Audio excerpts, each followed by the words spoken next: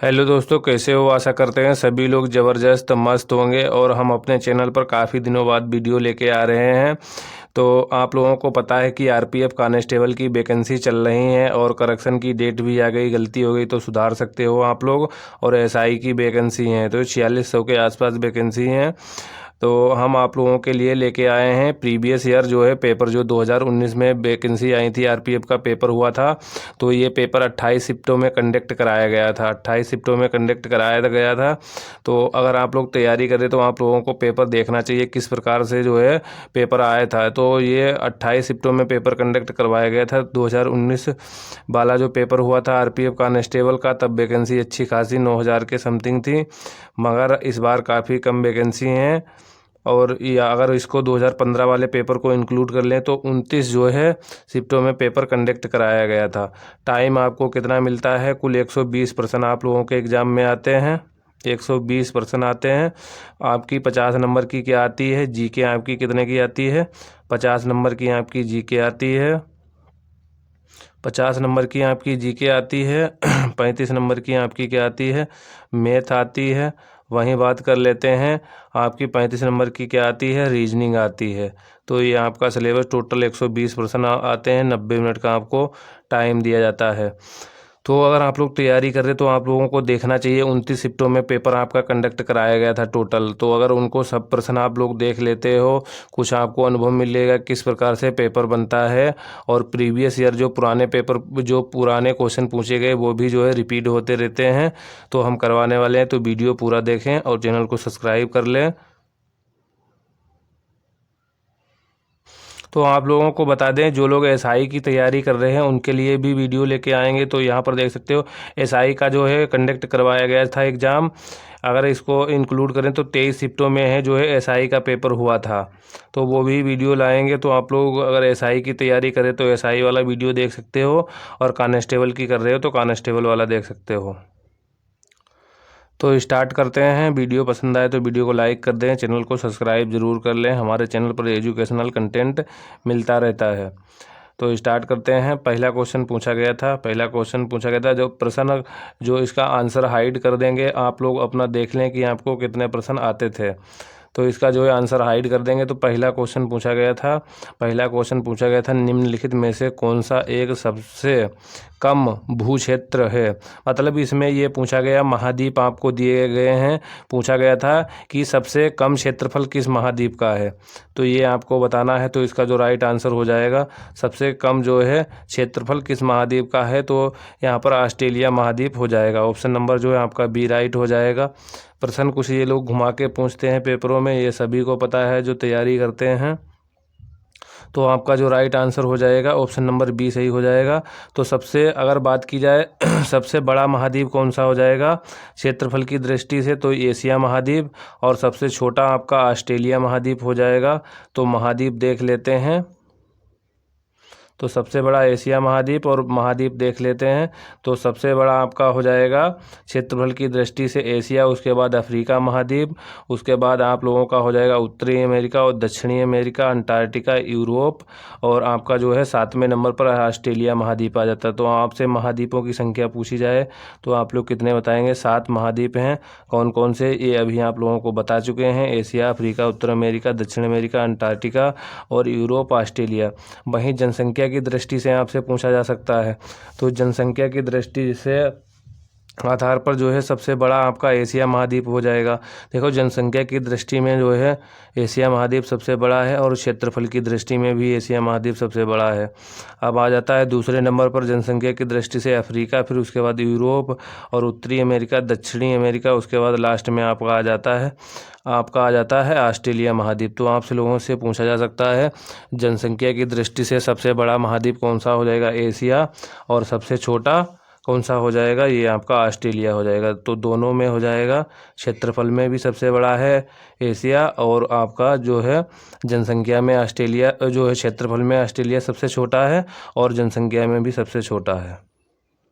Next देख लेते हैं क्वेश्चन नंबर जो है दूसरा क्वेश्चन पूछा गया था, पॉलिटी से पूछा गया था। दूसरे में क्या पूछा गया था, भाषण और अभिव्यक्ति की स्वतंत्रता किस मौलिक अधिकार के अंतर्गत आती है, तो ये आपको बताना है। तो इसमें क्या हो जाएगा, भाषण और अभिव्यक्ति की स्वतंत्रता किस मौलिक अधिकार के अंतर्गत आती है, तो ये आपका हो जाएगा,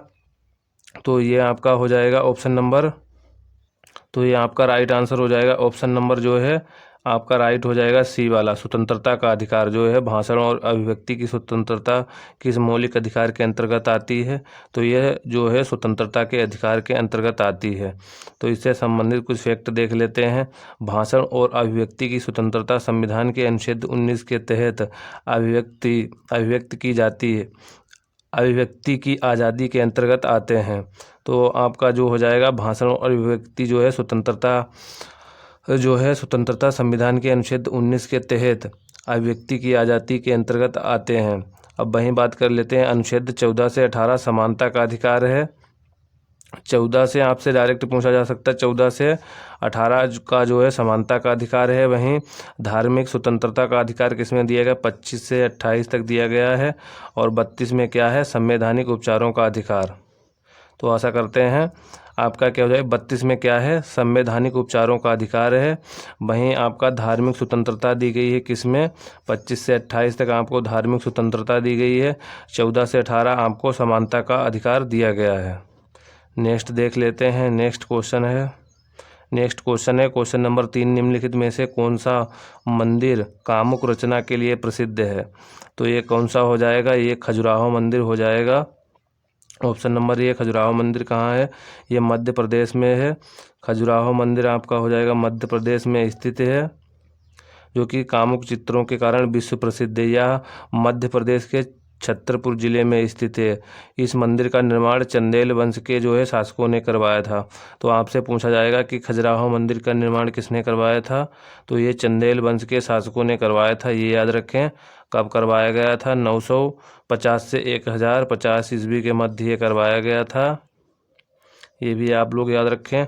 और ये कहाँ स्थित है, ये छतरपुर जिले में मध्य प्रदेश के हैं। कामाख्या मंदिर आपसे पूछा जाए तो कहाँ, ये असम में है, ये भी याद रखें। अगर आप लोगों से पूछा जाए कि दिलवाड़ा मंदिर कहाँ पर है, ये भी आप लोग याद रखें। ये आपका कहाँ हो जाएगा, दिलवाड़ा मंदिर, ये हो जाएगा आपका राजस्थान में। ऑप्शन नंबर डी सही, आपका जो राइट आंसर ऑप्शन नंबर ई सही हो जाएगा। कामाख्या असम में हो जाएगा, खजुराहो मध्य प्रदेश में। और ये शैली में पूछा जाए तो किस में बना है खजुराहो मंदिर, तो ये नागर शैली में बना है। देखो, दक्षिण की जो शैली है द्रविड़ शैली कहते हैं, उत्तर की शैली को क्या कहते हैं, नागर शैली कहते हैं। वहीं दोनों की मिश्रित शैली को बेसर शैली कहते हैं। ये भी याद रख सकते हैं आप लोग। नेक्स्ट देख लेते हैं, नेक्स्ट क्वेश्चन पूछा गया था क्वेश्चन नंबर 4, यदि तरल माध्यम में केवल पानी है तो मिश्रण को डैश कहा जाता है, तो क्या कहा जाएगा इसे। ऑप्शन नंबर इसका डी राइट हो जाएगा। ऑप्शन नंबर इसका जो है, तो इस मिश्रण को क्या कहेंगे, संपारिश्विक मिश्रण कहेंगे। क्या कहेंगे, संपारिश्विक मिश्रण कहेंगे। तो ऑप्शन नंबर आपका जो राइट हो जाएगा, ऑप्शन नंबर जो हो जाएगा डी हो जाएगा। यदि तरल माध्यम से केवल पानी है तो मिश्रण को डैश कहा जाता है, तो क्या कहेंगे, संपारिश्विक मिश्रण कहेंगे। तो ऑप्शन नंबर आपका डी राइट हो जाएगा। देख लेते हैं इससे संबंधित।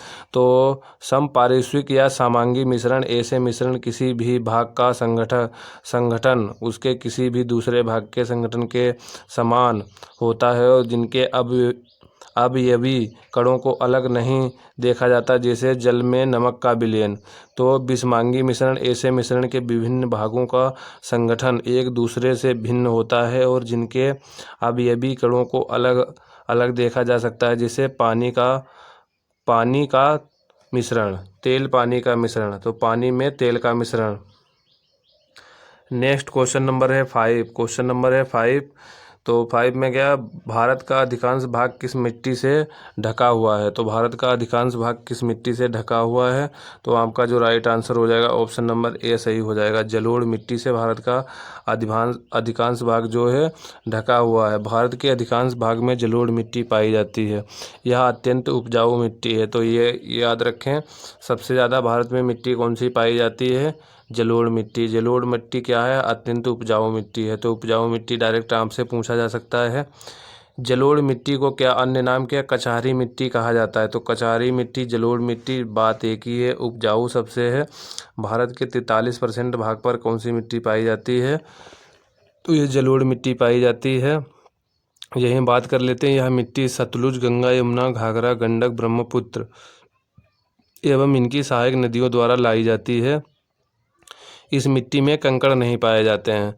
तो ये फैक्ट याद रखें। क्वेश्चन नंबर 5 से आप भारत के अधिकांश भाग किस मिट्टी से ढका हुआ है? तो जलोढ़ मिट्टी। जलोढ़ मिट्टी का अन्य नाम कचहरी मिट्टी 43% भाग पर पाई जाती है। अत्यंत उपजाऊ मिट्टी कौन सी है? जलोढ़ है।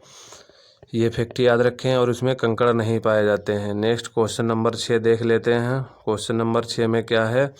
निम्नलिखित में से कौन सा विकल्प कबड्डी खेल से संबंधित है?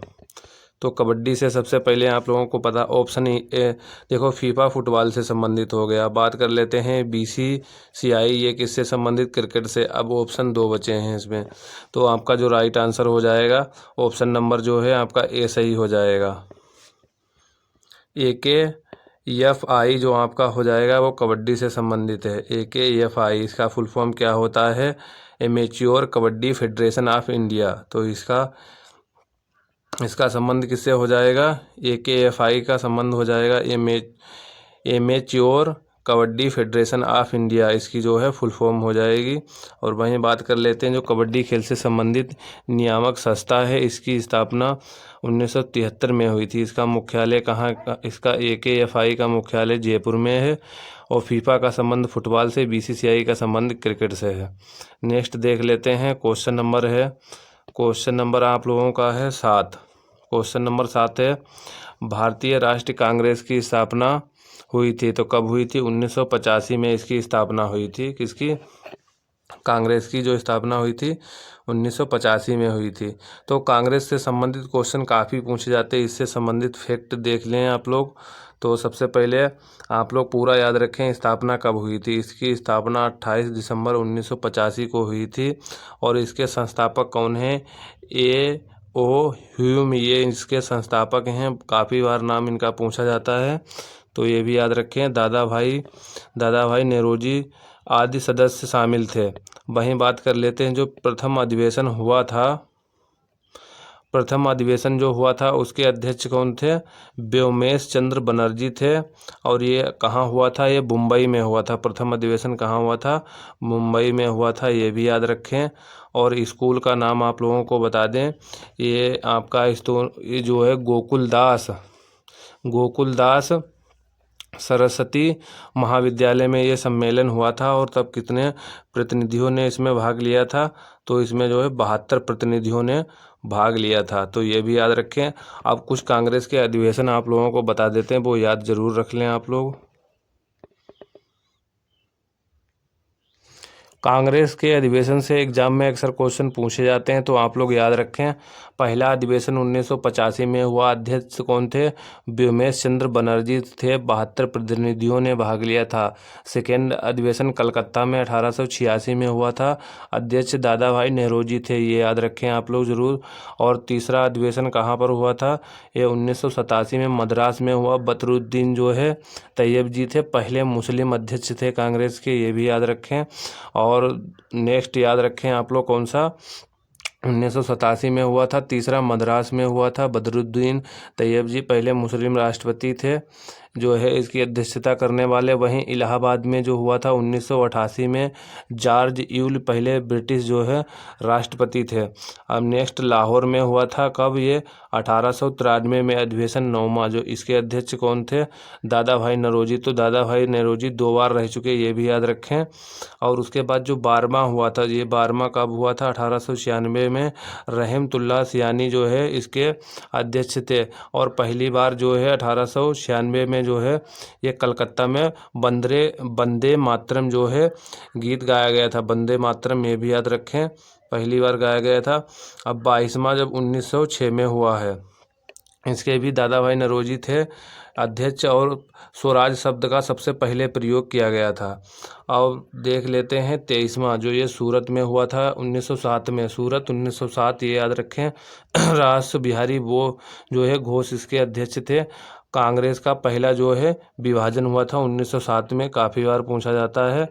अब नेक्स्ट देख लेते हैं, ये हुआ था बांकीपुर में 1911 में। बिशन नारायण धर इसके अध्यक्ष थे। जनगण मन पहली बार गाया गया था 1911 में, ये भी याद रखें, काफ़ी बार क्वेश्चन पूछा जाता है। तो आपसे पूछा जाएगा जनगण मन जो है पहली बार कहाँ गाया गया था, 1911 में बांकीपुर में गाया गया था। अध्यक्ष कौन थे, बिशन नारायण धर थे। वहीं बात कर लेते हैं नेक्स्ट इम्पोर्टेंट, अब देख लेते हैं कानपुर का अधिवेशन, आपको कभी नहीं भूलना है, 1925 वाला। सरोजनी नायडू जो है इसकी अध्यक्ष थी, ये पहली भारतीय महिला थी, ये याद रखें आप लोग। और नेक्स्ट आप लोग ये वाला याद रखें जो है एनी बेसेंट वाला, 1917 में जो है कलकत्ता में अधिवेशन हुआ था। एनी बेसेंट इसकी जो है पहली महिला जो है अध्यक्ष थी कांग्रेस की। तो पहली महिला पूछा जाए तो आपको एनी बेसेंट बताना, भारतीय महिला पहली पूछी जाए तो सरोजिनी नायडू आपको जो है लगाना है। और एम के जो है महात्मा गांधी ने बेलगांव का जो अधिवेशन हुआ 1924 में था, वो वाला इनका भी याद रखें। नेक्स्ट क्वेश्चन देख लेते हैं, क्वेश्चन नंबर 8 है।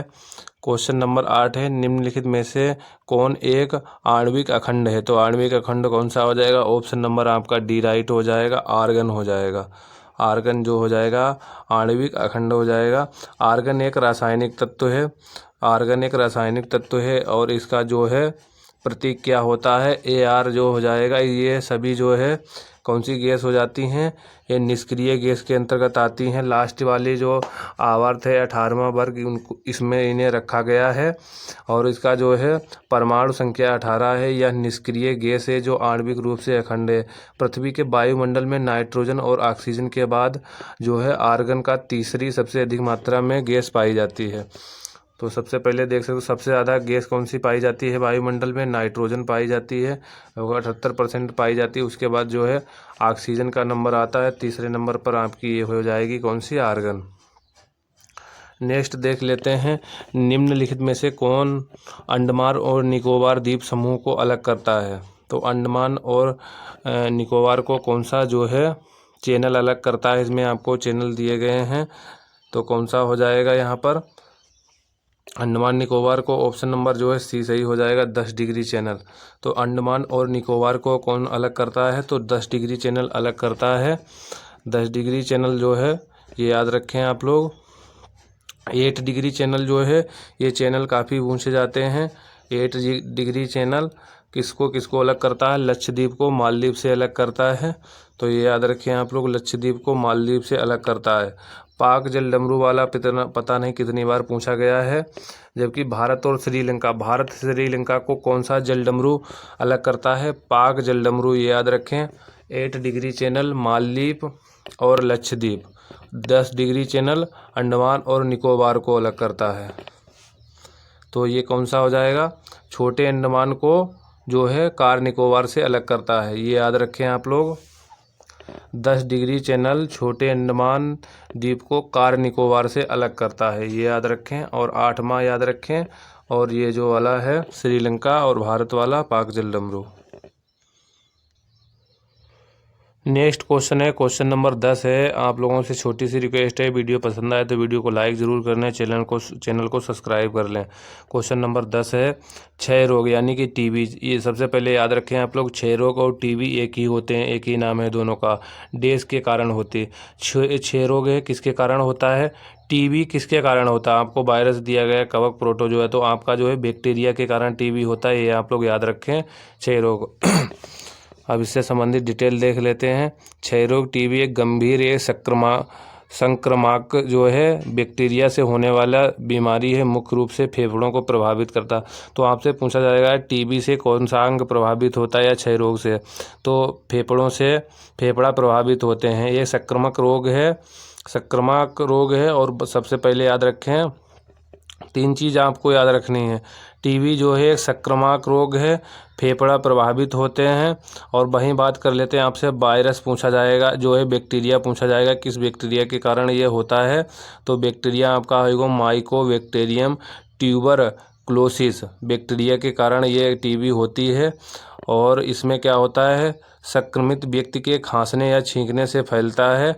और विश्व जो आपका हो जाएगा क्षय रोग या टीबी दिवस कब मनाया जाता है, 24 मार्च को मनाया जाता है। ये फैक्ट आपको इतने याद रखने हैं। सबसे पहले आपको एक फैक्ट याद रखना है, बैक्टीरिया टीबी किसके कारण होता है, बैक्टीरिया के कारण होता है। प्रभावित फेफड़ा होता है। और वायरस आपका कौन सा हो जाएगा, माइकोबैक्टीरियम ट्यूबरकुलोसिस हो जाएगा। और ये इसका 24 मार्च को विश्व क्षय रोग दिवस मनाया जाता है, टीबी दिवस मनाया जाता है। नेक्स्ट क्वेश्चन देख लेते हैं। क्वेश्चन नंबर 11, घर्षण के कारण एक दूसरे के संपर्क में दो सतहों की सापेक्ष गति है, तो गति क्या है। तो इसका जो राइट आंसर हो जाएगा सापेक्ष गति संघर्ष है। ऑप्शन नंबर जो है इसका डी वाला राइट हो जाएगा, ऑप्शन नंबर डी। तो घर्षण के कारण एक दूसरे के संपर्क में दो सतहों की सापेक्ष गति है, तो ये जो सापेक्ष गति संघर्ष हो जाएगा। घर्षण के कारण एक दूसरे के संपर्क में दो सतहों की सापेक्ष गति संघर्ष है। घर्षण एक बल है, सबसे पहले याद रखना, घर्षण एक बल है जो दो तलों के बीच सापेक्षिक स्पर्शी गति विरोध करता है। घर्षण दो प्रकार के होते हैं, स्थैतिक घर्षण और गतिज घर्षण। नेक्स्ट देख लेते हैं। क्वेश्चन नंबर 12 है, कोलेरू झील देश के त्रिकोण में पाई जाती है। तो कोलेरू झील आपसे पूछी गई है, देश के त्रिकोण में पाई जाती है, तो ये आपका राइट आंसर हो जाएगा गोदावरी और कृष्णा के जो है त्रिकोण में पाई जाती है। अब आपको ये भी पता होना चाहिए जो कोलेरू झील है ये किस राज्य में, आंध्र प्रदेश राज्य में कोलेरू झील पड़ती है। वहीं इससे संबंधित फैक्ट देख लेते हैं। कोलेरू झील भारत के आंध्र प्रदेश राज्य के कृष्णा जिले में मीठे पानी की एक झील है, तो आपको ये भी याद रखना है कोलेरू झील आंध्र प्रदेश राज्य में पड़ती है, मीठे पानी की झील है। गोदावरी और कृष्णा के जो है त्रिकोण में पाई जाती है। कोलेरू झील गोदावरी और कृष्णा के त्रिकोण में स्थित है। यह चिल्का झील व पुलिकट झील की तरह लेगुन झील है। इसे वर्ष 1999 में भारत के वन्य जीव संरक्षण अधिनियम 1972, और आपको ये भी याद रखना है जो है वन्य जीव संरक्षण अधिनियम कब आया था, 1972 में, इससे भी क्वेश्चन पूछा जाता है।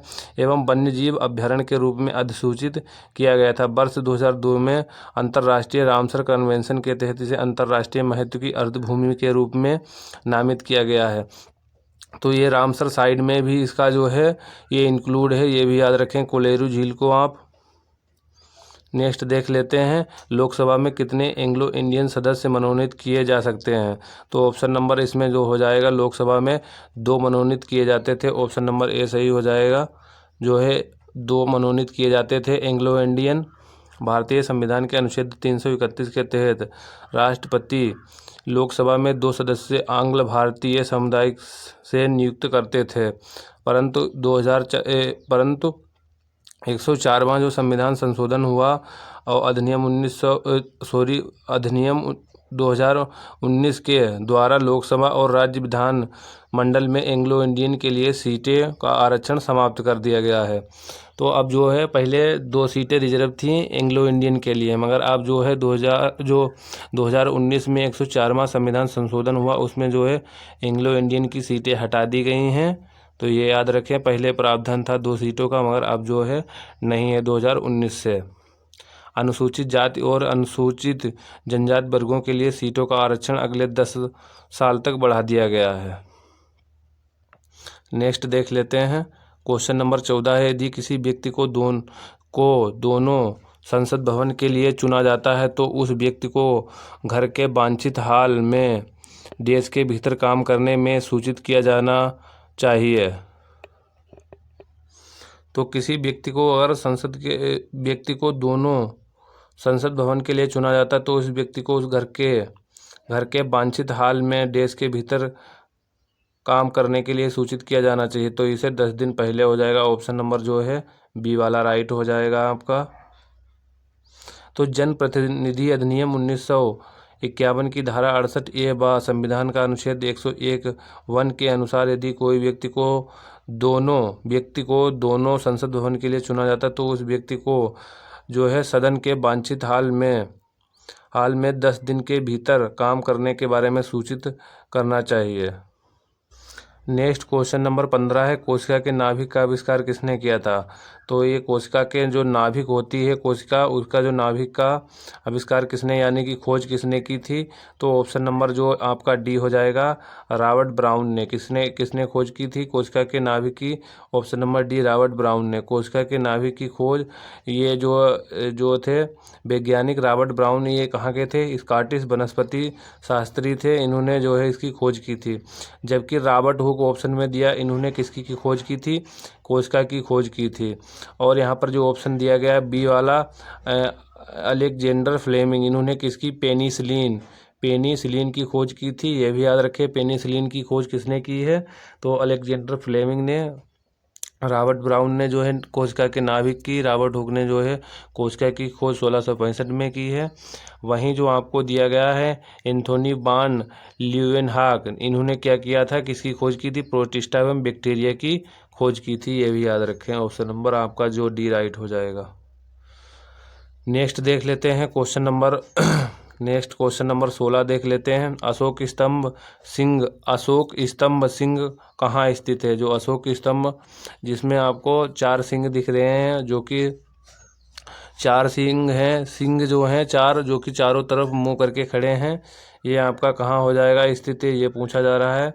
तो ये सारनाथ में स्थित है, सारनाथ में, वाराणसी में स्थित है। ये अशोक स्तंभ वाराणसी के सारनाथ में स्थित है। अशोक स्तंभ का निर्माण अशोक ने लगभग 250 ईसा पूर्व में करवाया था। इसमें 4 शेर हैं, चारों दिशाओं में मुख किए खड़े हैं, ये याद रखना है। अशोक स्तंभ भारत सरकार का राष्ट्र प्रतीक है। तो राष्ट्र प्रतीक आपसे पूछा जाएगा तो अशोक स्तंभ, ये भी याद रखना है। यह जो है यह चक्र धर्म चक्र का प्रतीक है। तो अशोक का संबंध किस वंश से हो जाएगा? तो मौर्य वंश से हो जाएगा, ये भी याद रखें आप लोग।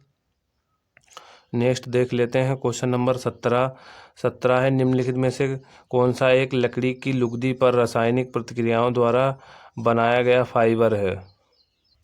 तो 17 का जो आपका राइट आंसर हो जाएगा, निम्नलिखित में से कौन सा एक लकड़ी की लुगदी पर रासायनिक प्रतिक्रियाओं द्वारा बनाया गया फाइबर है? तो ये रेयान हो जाएगा, ऑप्शन नंबर डी हो जाएगा। तो रेयान पुनर्जीवित सेल्यूलोज से निर्मित है। तो आपका जो राइट आंसर होगा ऑप्शन नंबर डी होगा, रेयान हो जाएगा। और रेयान पुनर्जीवित सेल्यूलोज से निर्मित एक तंतु है, क्योंकि इसका उत्पादन प्राकृतिक रूप से मिलने वाले बहुलकों से किया जाता है। यह एक अर्ध कृत्रिम तंतु है। कपड़ा उद्योग में इसे कृत्रिम रेशम के नाम से जाना जाता है। रेयान लकड़ी की लुगदी पर रासायनिक प्रतिक्रियाओं के द्वारा बनाया गया फाइबर है। इससे मिश्रित कपड़ा तैयार किया जाता है। नेक्स्ट देख लेते हैं क्वेश्चन नंबर 18 है, रियो पैरालंपिक 2016 में पहली भारतीय महिला पैरालंपिक पदक विजेता दीपा मलिक ने कौन सा पदक जीता? तो ये 2016 का क्वेश्चन है, क्योंकि 2019 में पेपर हुआ था और करंट का क्वेश्चन डाला गया था। तो 18 का जो राइट आंसर हो जाएगा ऑप्शन नंबर बी, रजत पदक। रियो पैरा ओलंपिक में जो है 2016 में पहली भारतीय महिला पैरा ओलंपिक पदक विजेता कौन थी? दीपा मलिक थी, इन्होंने रजत पदक जीता था। Deepa Malik 60 foot javelin throw के साथ साथ तैराकी एवं मोटर रेसलिंग से जुड़ी एक दिव्यांग खिलाड़ी हैं। यह सोनीपत हरियाणा से संबंध रखती हैं। तो आपको ये भी याद रखना है, कभी कभी पेपरों में ये पूछ लिया जाता है डायरेक्ट, किस खिलाड़ी का संबंध किस खेल से है। नेक्स्ट क्वेश्चन है, दक्षिण भारतीय मंदिरों के प्रवेश द्वार को डैश कहा जाता है? तो नेक्स्ट क्वेश्चन आप लोगों का, दक्षिण भारतीय मंदिरों के प्रवेश द्वार को डैश कहा जाता है? जब हम लोग मंदिर में, दक्षिण भारत में जब लोग मंदिर में प्रवेश करते हैं तो उसे क्या कहा जाता है? तो मंदिरों वगैरह की जानकारी होनी चाहिए। तो इसका जो राइट आंसर हो जाएगा, गोपुर कहते हैं, ऑप्शन नंबर जो है ये राइट हो जाएगा। दक्षिण भारतीय मंदिरों में प्रवेश द्वार को गोपुरम कहा जाता है। गोपुरम यानी गोपुर एक स्मारकीय अट्टालिका होती है। यहाँ प्राय शिल्प से सज्जित व दक्षिण भारत के मंदिरों के द्वार पर स्थित होती है। यह हिंदू मंदिरों का स्थापत्य का प्रमुख अंग है। यह ऊपरी किरीट कलश से शोभायमान होता है। नेक्स्ट क्वेश्चन देख लेते हैं। नेक्स्ट क्वेश्चन है क्वेश्चन नंबर 20। भविष्य की पीढ़ियों की ज़रूरत को पूरा करने की क्षमता को धक्का दिए बिना वर्तमान पीढ़ी की ज़रूरतों को पूरा करने की क्षमता विकसित करना इस वाक्य को क्या समझाता है। तो इसका जो राइट आंसर हो जाएगा ऑप्शन बी, सतत विकास। धारणीय विकास या सतत विकास पर्यावरण एवं विकास एवं विश्व आयोग की रिपोर्ट के अनुसार एक स्थायी विकास जिसके अंतर्गत भावी पीढ़ियों की आवश्यकताओं की पूर्ति करने की क्षमताओं से समझौता किए बगैर वर्तमान पीढ़ी के आवश्यकताओं की पूर्ति किया जाता है। इसका अर्थ पर्यावरण सुरक्षा के साथ विकास को बढ़ावा देना। क्वेश्चन नंबर 21 है, सापेक्ष घनत्व की इकाई क्या है। तो सापेक्ष घनत्व की इकाई क्या है ये बताना है। तो इसका जो राइट आंसर हो जाएगा सापेक्ष घनत्व की इकाई, तो इसका जो राइट आंसर हो जाएगा कोई इकाई नहीं है। इसका राइट आंसर हो जाएगा किसी वस्तु का आपेक्षित घनत्व या विशिष्ट घनत्व उसके घनत्व के किसी संदर्भ पदार्थ के घनत्व से भाग देने पर प्राप्त होता है। प्राय दूसरे पदार्थों का घनत्व जल के घनत्व के सापेक्ष व्यक्त किया जाता है। सापेक्ष घनत्व इकाई रहित मात्रा है। घनत्व का एसआई मात्रक जो है किलोग्राम मीटर क्यूब होता है। क्वेश्चन नंबर देख लेते हैं। क्वेश्चन नंबर 22 है, निम्नलिखित में से दिल्ली के किस लोकप्रिय सुल्तान ने अलाई दरवाज़ा का निर्माण करवाया था। अलाई दरवाज़ा का निर्माण किसने करवाया था। तो ये हो जाएगा Alauddin Khilji. Option number B right हो जाएगा। अलाई दरवाज़ा का जो है निर्माण अलाउद्दीन खिलजी, तो अलाई से अलाउद्दीन खिलजी याद रख सकते हो आप लोग। दिल्ली में स्थित है अलाई दरवाज़ा। आ से आपका जो है अलाउद्दीन भी हो जाता है, इससे याद रख सकते हो। और इसने जो निर्माण करवाया था 1331 में लाल बलुआ पत्थर से युक्त सामग्री से बना है। अलाउद्दीन खिलजी दिल्ली सल्तनत में खिलजी वंश का दूसरा शासक था। खिलजी वंश का शासनकाल कब से कब तक चला है। 1290 से 1320 तक जो है खिलजी वंश का जो है शासन चला है। ये भी याद रखें, वंश की जो है डेट भी पूछ लेता है।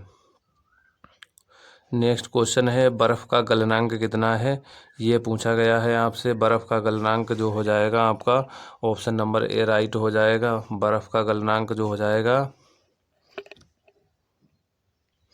तो इसका जो राइट आंसर हो जाएगा 273.15 केल्विन। तो ये के का मतलब केल्विन है, सी का मतलब सेल्सियस है। तो आपका जो राइट आंसर हो जाएगा वो ऑप्शन नंबर ए राइट हो जाएगा। बर्फ़ का गलनांक जो हो जाएगा 273.15 केल्विन पर होता है।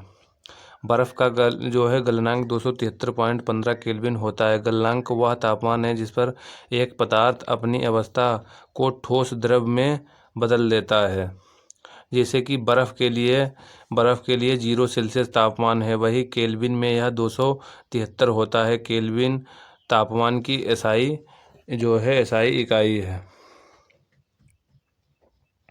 नेक्स्ट क्वेश्चन नंबर 24 देख लेते हैं। निम्नलिखित में से कौन सा दुनिया का सबसे बड़ा झरना है। तो दुनिया का सबसे बड़ा झरना कौन सा हो जाएगा। ऑप्शन नंबर जो है डी सही हो जाएगा। एंजल फॉल्स जो है दुनिया का सबसे बड़ा झरना कौन सा हो जाएगा। ऑप्शन नंबर डी सही हो जाएगा। एंजल फॉल्स दुनिया का जो है सबसे बड़ा जलप्रपात है। तो आपसे पूछा जाएगा दुनिया का सबसे बड़ा जलप्रपात कौन सा। एंजल जलप्रपात हो जाएगा वेनेजुएला दक्षिण अमेरिका में ओरियोनोको की सहायक नदी केराओ नदी की सहायक नदी चूर्ण नदी पर स्थित है। तो ये कहाँ हो जाएगा। वेनेजुएला दक्षिण अमेरिका में है, याद रखें आप लोग। और कौन सी नदी पर हो जाएगा। चूर्ण नदी पर स्थित है।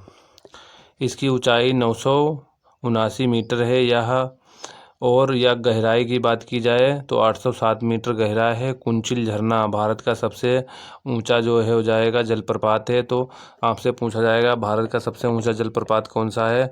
तो कुंचिल जलप्रपात है। और दुनिया का एंजल जलप्रपात सबसे जो है ऊंचा झरना हो जाएगा। और एंजल जो कुंचिल झरना है कहाँ है, कर्नाटक राज्य में स्थित है। नेक्स्ट देख लेते हैं। क्वेश्चन नंबर 35 पूछा गया था, सॉरी गाइज, क्वेश्चन नंबर 25 पूछा गया। सत्यमेव जयते शब्द लिया गया है। तो ये मुंडको उपनिषद से लिया गया है। सत्यमेव जयते कहाँ से, मुंडको उपनिषद से लिया गया है। ऑप्शन नंबर ए सही हो जाएगा। सत्यमेव जयते भारत का राष्ट्रीय आदर्श वाक्य है। भारत का राष्ट्रीय आदर्श वाक्य कौन सा हो जाएगा? सत्यमेव जयते है। यह भारत के राष्ट्र प्रतीक के नीचे देवनागरी लिपि में अंकित है। यह मूलतः मुंडकोपनिषद से लिया गया, जो अथर्ववेद के मंत्र भाग के अंतर्गत आता है। नेक्स्ट क्वेश्चन देख लेते हैं। क्वेश्चन नंबर 26, ओलंपिक पदक विजेता सुनील कुमार का संबंध किस खेल से है? तो इनका राइट आंसर कुश्ती हो जाएगा। Option number D, Sunil Kumar कुश्ती से संबंध रखते हैं। इन्होंने 2012 में लंदन ओलंपिक में रजत पदक जीता था। यह कुश्ती से संबंधित हैं। इन्हें वर्ष 2009 में राजीव गांधी खेल रत्न, वर्तमान में मेजर ध्यानचंद, इसका जो नाम है राजीव गांधी खेल रत्न पुरस्कार का नाम बदल दिया गया। इस समय जो इसका नाम हो गया मेजर ध्यानचंद खेल रत्न पुरस्कार हो गया है, सम्मानित किया गया है। तो इनका कुश्ती से संबंध है। राजीव गांधी खेल रत्न पुरस्कार इन्हें मिल चुका है। नेक्स्ट देख लेते हैं। क्वेश्चन नंबर 27 है। 27 में पूछा गया नर्मदा नदी किस स्थान से निकलती है? तो नर्मदा नदी कहाँ से निकलती है? ऑप्शन नंबर ए से अमरकंटक से निकलती है। तो ये अमरकंटक से नर्मदा नदी निकलती है। मध्य प्रदेश के अनूपपुर जिले में स्थित विंध्याचल और सतपुड़ा पर्वत श्रेणी के पूर्वी संधि स्थल पर स्थित अमरकंटक में नर्मदा कुंड से हुआ है। भारत की 5वीं सबसे बड़ी नदी है तथा पश्चिम की ओर बहने वाली सबसे लंबी नदी है। तो पश्चिम की ओर बहने वाली सबसे लंबी नदी आपकी नर्मदा हो जाएगी और भारत की 5वीं सबसे बड़ी नदी है, ये भी याद रखें। और नर्मदा नदी मध्य प्रदेश, महाराष्ट्र व गुजरात से होकर बहती है। नेक्स्ट क्वेश्चन नंबर 28 देख लेते हैं। निम्नलिखित में से कौन सा शहर दुनिया की लोहा और इस्पात की राजधानी के रूप में जाना जाता है? तो इसका जो राइट आंसर हो जाएगा ऑप्शन नंबर जो है ए सही हो जाएगा। पिट्सबर्ग जो है ये लोहा और इस्पात की राजधानी के रूप में जाना जाता है। पिट्सबर्ग अमेरिका के पेंसिल्वेनिया राज्य में स्थित है। कहाँ? पेंसिल्वेनिया राज्य में स्थित है। पिट्सबर्ग दुनिया की लोहा और इस्पात की राजधानी के रूप में जाना जाता है। तो मॉस्को क्या है? रूस की राजधानी है। ओंटारियो अमेरिका का एक प्रांत है। वहीं बात की जाए लंदन ब्रिटेन की राजधानी है। नेक्स्ट क्वेश्चन नंबर 29 देख लेते हैं। भारत में किस नदी पर सबसे ऊंचा झरना पाया जाता है? तो अभी भारत का सबसे ऊंचा हमने बांध देखा था, कौन सा था? झरना कुंचिल जलप्रपात था, कर्नाटक राज्य में था। और कर्नाटक में कौन सी नदी बहती है यह भी आपको पता होना चाहिए। तो कर्नाटक राज्य में शरावती नदी पर जो है भारत का सबसे ऊंचा जो है जलप्रपात है। तो शरावती नदी है जो कर्नाटक राज्य में बहती है। यह भारत में पश्चिम की ओर बहने वाली नदियों में से एक। इस पर भारत का सबसे ऊंचा झरना जोग जलप्रपात या गरसोप्पा महात्मा गांधी जलप्रपात स्थित है। तो सबसे पहले आप लोगों को बता दें, अभी आप लोगों ने कुंचिल जलप्रपात देखा था। तो कुंचिल जलप्रपात भारत का सबसे ऊंचा जलप्रपात है। मगर इससे पहले ये जो आपको दिया गया जोग जलप्रपात या गौरसप्पा या महात्मा गांधी जलप्रपात यही था। मगर अब जो है कुंचिल जलप्रपात है, ये भी याद रखें आप लोग। और ये जो आपको जोग जलप्रपात या गरसप्पा जलप्रपात या महात्मा गांधी तीनों एक ही नाम है झरना के। तो अगर ऑप्शन में वो ना दिया हो तो इस पर भी आप लोग टिक कर सकते हैं। पेरियार नदी का उद्गम पश्चिमी घाट की शिवगिरी पहाड़ी से हुआ है। तो पेरियार नदी आप लोगों से पूछा जाए तो इसका पश्चिमी घाट शिवगिरी पहाड़ियों से उद्गम हुआ है। कावेरी नदी का उद्गम पश्चिमी घाट ब्रह्मगिरी पर्वत से हुआ है। नेक्स्ट देख लेते हैं। क्वेश्चन नंबर 30 है। मौलिक अधिकारों में समानता का अधिकार क्या है? तो इसका जो राइट आंसर हो जाएगा ऑप्शन नंबर बी, कानून के समक्ष सभी लोग समान। मौलिक अधिकारों में समानता का अधिकार क्या हो जाएगा? कानून के समक्ष सभी लोग समान। तो मौलिक अधिकारों में समानता का अर्थ है कानून के समक्ष सभी व्यक्ति समान है, अर्थात कानून विभेद का निषेध करता है। इसका विवरण भारतीय संविधान में मूल अधिकार शीर्षक में अनुच्छेद आर्टिकल जो है 14 से 18 तक समानता के अधिकार का प्रावधान करता है। तो आपका जो right answer option number B हो जाएगा। मौलिक अधिकारों में समानता का अधिकार क्या है? तो समानता के अधिकार की बात कही गई है अनुच्छेद आर्टिकल 14 से 18 तक का। इसमें जो है समानता के अधिकार की बात कही गई है। नेक्स्ट क्वेश्चन है, महाबलीपुरम में प्रसिद्ध समुद्र तट का निर्माण किसने किया था? तो महाबलीपुरम में तो इसका राइट आंसर हो जाएगा ऑप्शन नंबर जो है डी हो जाएगा, नरसिंहवर्मन सेकेंड ने। महाबलीपुरम में प्रसिद्ध समुद्र तट का निर्माण, महाबलीपुरम मंदिर का निर्माण नरसिंहवर्मन द्वितीय ने कराया था। नरसिंहवर्मन द्वितीय, जिसे राजा मल्ल के नाम से जाना जाता है, पल्लव वंश शासक था जिसने 695 से 728 ईस्वी तक शासन किया, जबकि महाबलीपुरम में मामल्लपुरम के रथ मंदिरों का निर्माण नरसिंहवर्मन प्रथम ने करवाया था।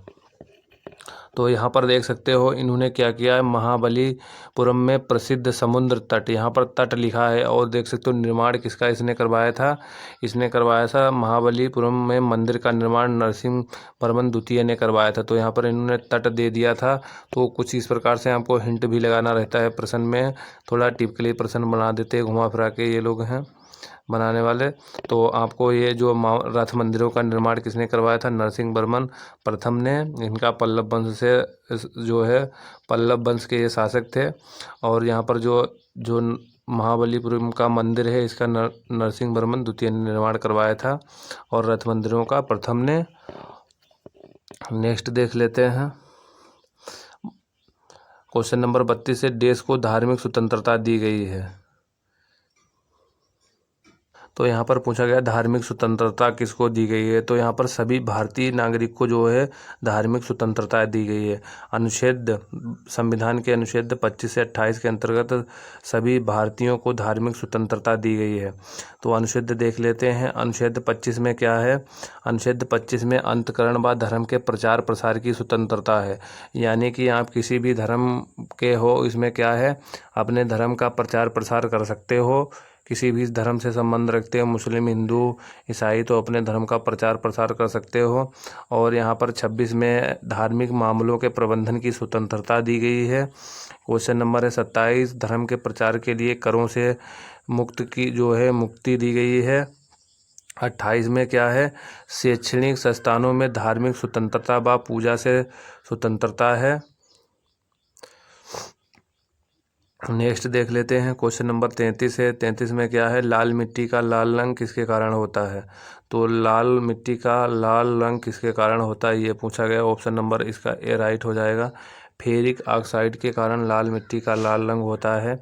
तो मिट्टी से 2 प्रश्न देख सकते हो पूछे जा चुके हैं।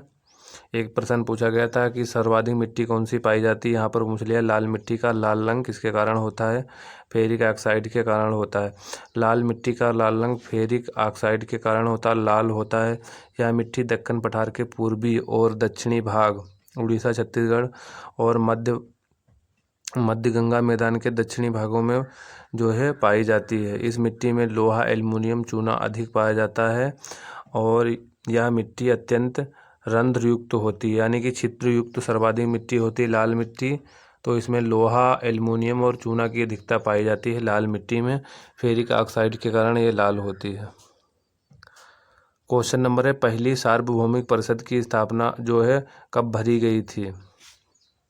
पहली सार्वभौमिक परिषद कब भरी गई थी या स्थापना कह सकते हैं इसे। तो इसका जो राइट आंसर हो जाएगा ऑप्शन नंबर जो है, ऑप्शन नंबर आपका जो राइट हो जाएगा ऑप्शन नंबर डी सही हो जाएगा। 1893 में एक सार्वभौमिक परिषद का गठन किया गया था। 1892 का भारत परिषद अधिनियम में सबसे महत्वपूर्ण प्रावधान निर्वाचन पद्धति की शुरुआत हुई थी। इसमें केंद्रीय परिषद के सदस्यों की संख्या बढ़ाकर कम से कम 10 और अधिकतम 16 कर दी गई थी। क्वेश्चन नंबर है 35, जो कि आपका इकोनॉमिक्स से अर्थशास्त्र में वैकल्पिक कार्यक्रम का अर्थ क्या है? तो इसमें वैकल्पिक कार्यक्रम का अर्थ क्या है ये बताना है आपको। तो इसका राइट आंसर हो जाएगा दीर्घकालिक योजना। दीर्घकालिक योजना, अर्थशास्त्र में वैकल्पिक कार्यक्रम को दीर्घकालिक योजना भी कहा जाता है। लघु अवधि योजना अल्प समय के लिए 1 वर्ष से कम, वार्षिक योजना 1 साल के लिए, स्लाइडिंग योजना आवश्यकता अनुसार समय व उद्देश्य बदलते रहते हैं। क्वेश्चन नंबर 36 है, नर्तकी की कांस्य प्रतिमा मीनार में पाई जाती है। तो आपसे पूछा गया जो है डांसिंग गर्ल, जो आपको जो मोहनजोदड़ो से प्राप्त हुई एक मूर्ति आप लोगों ने देखी होगी, अगर हिस्ट्री पढ़ी है तो उसमें नृत्य करती हुई जो है एक नर्तकी दिखाई गई है। तो इसमें पूछा गया है किस मीनार में पाई जाती है, तो ये आपको बताना है। तो इसका जो राइट आंसर हो जाएगा मोहनजोदड़ो में ये पाई जाती है। तो इससे संबंधित फैक्ट देख लें। नर्तकी की कांस्य प्रतिमा मोहनजोदड़ो की खुदाई में प्राप्त हुई थी। मोहनजोदड़ो पाकिस्तान के सिंध प्रांत का एक पुरातात्विक स्थल है। तो मोहनजोदड़ो आप लोगों से पूछा जा सकता है कहाँ पड़ता है, तो पाकिस्तान में पड़ता है और यह सिंधु घाटी सभ्यता के अनेक अवशेष प्राप्त हुए हैं। इसकी खोज राखलदास बनर्जी ने 1922 में की थी। तो ये भी याद रखें आप लोग, खोज 1922 में किसने, राखलदास बनर्जी ने की थी। नेक्स्ट देख लेते हैं। नेक्स्ट है शुक्र अपने अक्ष के देश से देश तक घूमता है। तो शुक्र ग्रह है वो अपने अक्ष के देश से देश घूमता है। तो इसका जो राइट आंसर हो जाएगा ऑप्शन नंबर से पूर्व से पश्चिम। शुक्र अपने अक्ष पर पूर्व से पश्चिम की ओर गमन करता है। शुक्र सूर्य से दूसरा ग्रह यह 224.7 पृथ्वी दिनों में सूर्य की परिक्रमा करता है। सूर्य उदय से पहले या सूर्यास्त के बाद यह थोड़ी समय के लिए दिखाई देता है, इसलिए इसे भोर व सांझ का तारा कहते हैं। इसका वायुमंडल 4 स्थलीय ग्रहों से संगतम है। तो सबसे पहले भोर आपको याद रखना है, शुक्र ग्रह है जिसे भोर का तारा, सांझ का तारा कहते हैं, ये भी आप लोग याद रख सकते हैं। और ये किस तरफ घूमता है, पूर्व से पश्चिम की ओर घूमता है, ये भी याद रखें आप लोग। आपका right answer option number C हो जाएगा। नेक्स्ट देख लेते हैं। धर्मनिरपेक्ष राज्य का अर्थ है। तो धर्मनिरपेक्ष राज्य का अर्थ क्या बताना है आपको। धर्मनिरपेक्ष राज्य का क्या अर्थ होता है, मतलब आपको ये बताना बस एक धर्म का पालन करना, सुरक्षित, बहुभाषी। तो इसका जो राइट आंसर हो जाएगा, धर्मनिरपेक्ष का मतलब होता है कि कोई भी धर्म नहीं, सभी धर्म एक बराबर हैं। मतलब एक धर्म विशेष के लिए शब्द नहीं यूज होता है, कोई भी धर्म नहीं है, धर्मनिरपेक्ष का मतलब होता है। तो इसका जो राइट आंसर हो जाएगा ऑप्शन नंबर डी, सुरक्षित। तो ये हो जाए धर्मनिरपेक्ष राज्य का अर्थ होता है कि राज्य का कोई अपना धर्म नहीं, अर्थात सभी धर्मों का सम्मान व सभी धर्म के लोग सुरक्षा प्रदान करता है। राज्य ना किसी धर्म को अपनाता है, ना ही किसी धर्म का अनादर करता है। भारतीय संविधान के प्रस्तावना में 42वें संविधान संशोधन के माध्यम से धर्मनिरपेक्ष को शामिल किया गया था। नेक्स्ट देख लेते हैं। क्वेश्चन नंबर 39 है, भारतीय अर्थव्यवस्था में प्रयुक्त प्रणाली कौन सी है। तो भारत की अर्थव्यवस्था कैसी, मिश्रित अर्थव्यवस्था है, ऑप्शन नंबर डी सही हो जाएगा। तो भारत की अर्थव्यवस्था मिश्रित अर्थव्यवस्था है। अर्थव्यवस्था की वह प्रणाली जिसमें सरकार व निजी क्षेत्र की सहभागिता होती है, अर्थात सरकार व निजी क्षेत्र के शासन व्यवस्था पर नियंत्रण रखते हैं। देखो मिश्रित अर्थव्यवस्था में क्या होता है, जिसमें सरकार और प्राइवेट सेक्टर का जो है सेक्टर का मिश्रण होता है, उसे ही मिश्रित अर्थव्यवस्था कहते हैं। समाजवादी अर्थव्यवस्था पूर्ण सरकार के द्वारा संचालित होती है और सरकार नियंत्रण करती है। और समाजवादी अर्थव्यवस्था में क्या होता है, जो सरकार कहेगी क्या उत्पादन करना, कितना उत्पादन करना, वही आपको करना होता है। पूंजीवादी अर्थव्यवस्था का न्यूनतम हस्तक्षेप निजी व्यक्तियों का नियंत्रण होता है। पूंजीवादी अर्थव्यवस्था जैसे कि अमेरिका में देखने को मिलती है, यहाँ पर जो है सब कुछ प्राइवेट हाथों में होता है। जैसे अमेरिका वगैरह में देख लो, जितनी भी स्पेस की कंपनियां हैं, जैसे स्पेस एक्स वगैरह हो गई, ये सभी प्राइवेट व्यक्तियों के हाथ में, सरकार के अंडर में नहीं है। क्वेश्चन नंबर 40 है। तो 40 में देख सकते हो क्वेश्चन पूछा गया था थोड़ा घुमा के, राज्य का राज्यपाल कौन है। तो राज्य का राज्यपाल कौन होता है, तो ये पूछा गया था संसदीय समिति। क्वेश्चन ये पूछा गया था, थोड़ा घुमा के पूछा गया था, मगर ऑप्शन नंबर इसका जो राइट सी हो जाएगा जो है कैबिनेट। राज्य का राज्यपाल कौन होता है, तो इसमें कैबिनेट इसका राइट आंसर है। राज्य का प्रमुख कैबिनेट मंत्री होते हैं, जिन्हें सामूहिक रूप से मंत्रिमंडल कहा जाता है। कैबिनेट मंत्रिमंडल विभागों के प्रमुख होते हैं तथा राज्य के प्रमुख शासक होते हैं। तो इसका right answer option number C हो जाएगा। क्वेश्चन नंबर 41 है, दुनिया का सर्वोच्च शिखर है, तो दुनिया का सर्वोच्च शिखर हो जाएगा आपका mount Everest. Option number D सही हो जाएगा। माउंट एवरेस्ट दुनिया का सबसे ऊंचा पर्वत है, जिसकी ऊंचाई 8,848.46 मीटर है, जो कि 8,849 मीटर है। तो आपको इसकी ऊंचाई याद रखना है, कितनी है, 8,849 मीटर। आपको कहीं कहीं लिखा मिलेगा 8,848.46 मीटर, तो ये दोनों आपको मिल सकती हैं, तो दोनों याद रखें आप लोग। नेपाल चीन सीमा पर स्थित है माउंट एवरेस्ट। कंचनजंगा विश्व की तीसरी सबसे ऊंची चोटी है। किलिमंजारो ज्वालामुखी चोटी है, जो तंजानिया में स्थित है। नेक्स्ट क्वेश्चन है, योग के प्रकारों में अर्ध पद्मासन की स्थिति क्या है, तो अर्ध पद्मासन की स्थिति क्या है। कबूतर, टिड्डी, मेढक, मतलब कि इसमें पूछा जाता है योग के प्रकारों में अर्ध पद्मासन होता है, उसमें स्थिति क्या होती, तो इसमें ऑप्शन नंबर डी हो जाएगा, आधा तितली। आधा तितली जैसी स्थिति होती है। नेक्स्ट देख लेते हैं, हाफ लोटस आधा तितली पद्मासन की स्थिति। आधा तितली आसन श्रेणी टांगों और टखनों के आसपास के मांसपेशियों को फैलाता है। यह योग शरीर और मन को एकाग्र करता है। Option number C right answer हो जाएगा।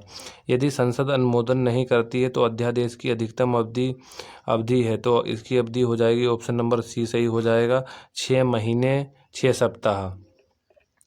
अध्यादेश ऐसे कानून हैं जिन्हें केंद्रीय मंत्रिमंडल की सिफारिश पर भारत का राष्ट्रपति अनुच्छेद 123 के द्वारा जो है प्रख्यापित किया जाता है। इसका संसद के अधिनियम जैसा प्रभाव होता है। संसद द्वारा पारित न होने पर यह कानून रद्द हो जाता है, अर्थात यह 6 महीने और 6 सप्ताह तक लागू रहता है और संसद द्वारा अनुमोदन न मिलने पर रद्द हो जाता है। तो सबसे पहले याद रखें, राष्ट्रपति अध्यादेश किसके तहत जारी करते हैं, अनुच्छेद 123 के तहत जारी करते हैं। आर्टिकल 123 के तहत राष्ट्रपति अध्यादेश जारी करते हैं, और अगर संसद का अनुमोदन नहीं मिलता है तो अध्यादेश की अवधि क्या रहती, 6 महीने और 6 सप्ताह, ये याद रखें आप लोग। नेक्स्ट देख लेते हैं, वास्तुकला में पंचायतन शैली शब्द संबंधित है, तो ये मंदिर निर्माण से संबंधित है, ऑप्शन नंबर डी सही हो जाएगा।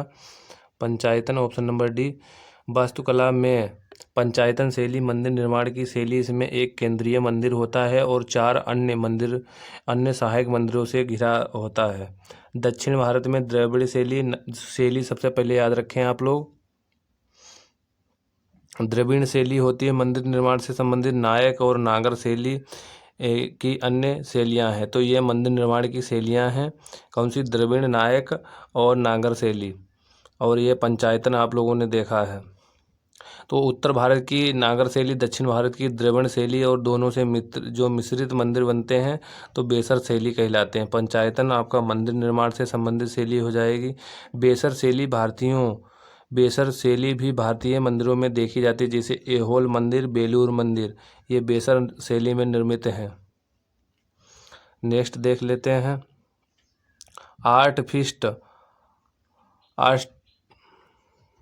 क्वेश्चन नंबर 45 है,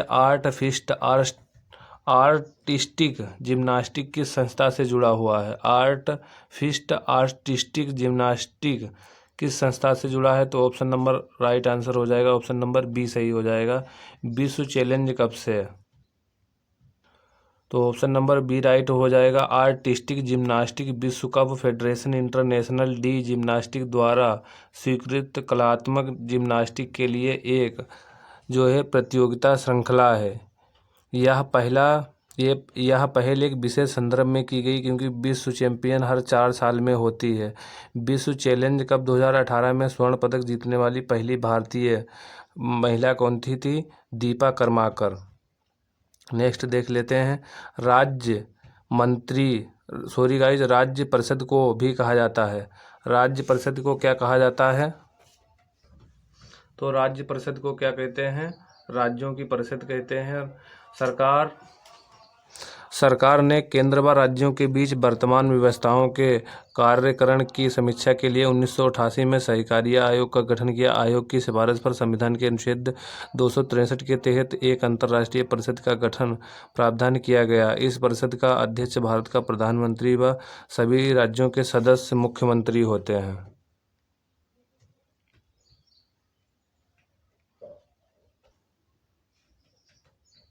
नेक्स्ट देख लेते हैं, एक मुद्रा की तुलना में मूल्य को कहा जाता है। तो इसका राइट आंसर हो जाएगा ऑप्शन नंबर डी, विदेशी मुद्रा विनिमय दर।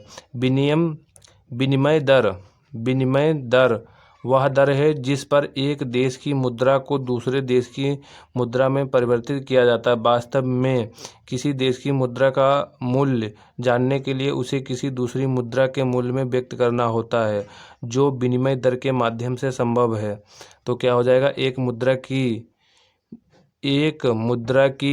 की तुलना में मूल्य को कहा जाता है, तो विदेशी मुद्रा विनिमय दर कहा जाता है।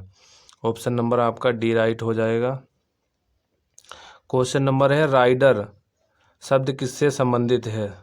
तो ऑप्शन नंबर जो है बी सही हो जाएगा। राइडर शब्द जो है क्रिकेट जो है कबड्डी से संबंधित है। जिस प्रकार क्रिकेट में बल्लेबाज और गेंदबाज होते हैं, उसी प्रकार कबड्डी में दो प्रमुख प्रकार के खिलाड़ी होते हैं, जिसे रेडर या राइडर और डिफेंडर कहते हैं। तो कबड्डी में क्या होता है, रेडर, राइडर, डिफेंडर। रेडर वे खिलाड़ी होते हैं जो विरोधी टीम के पाले में प्रवेश करते हैं और अधिक से अधिक विरोधियों को छूने की कोशिश करते हैं। नेक्स्ट है, खजुराहो में कंदरिया महादेव मंदिर में भगवान को समर्पित है। तो ये शंकर को, ऑप्शन नंबर डी सही हो जाएगा, सी सही हो जाएगा, सॉरी गाइज।